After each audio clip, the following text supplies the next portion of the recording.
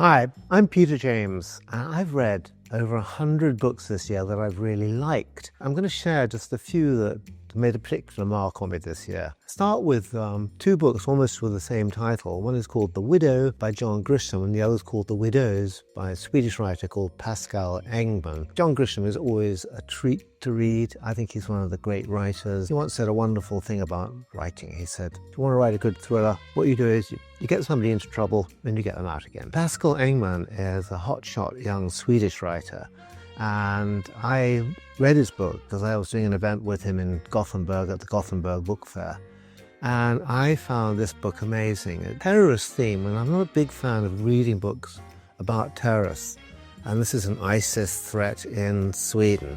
But he gets so amazingly into the heads of his characters. I really recommend him. I think he's going to be a huge name going forward into the future. My next book was a complete contrast, written by a lady called Mary Westmacott. Now, I don't know how many of you know the identity of Mary Westmacott, but actually it's Agatha Christie writing under a different name. And the book is called The Rose and the Yew Tree.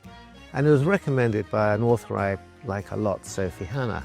And it's really an interesting read. I also read a wonderful book, part of the research I'm doing for my next Roy Grace, which is coming out next October, which is all set in a grand hotel in Brighton. And the book is called Heads in Beds, and it's been written by a front desk clerk working in the States, and it gives you some wonderful insights into all the ghastly stuff that goes on behind the scenes in a hotel that we never see.